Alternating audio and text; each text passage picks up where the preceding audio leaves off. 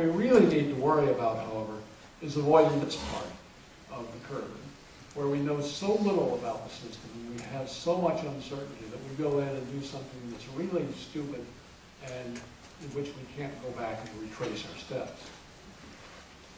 And we need to incorporate people into a conservation equation.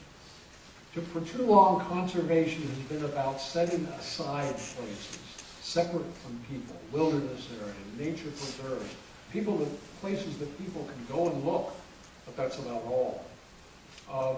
And that's okay, we need those places. But we also need to recognize that many of the places that have people in them have conservation value. They need to be part of the conservation equation, not simply because they help to harbor elements of biodiversity, but because that is where the people are, and that is where you make conservation appeal to the people, where you make it meaningful to them, because it's in their own backyards. So what are the building blocks out of this new conservation paradigm, should we want to go there?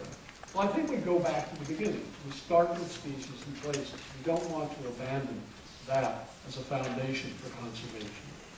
We need to expand the view to think about ecosystems and functions in these systems. We need to think about functional landscapes, and we need to pull in people as part of it all.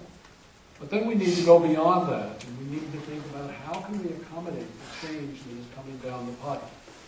How can we accept doing things with a greater level of uncertainty, a level of uncertainty that makes us distinctly uncomfortable?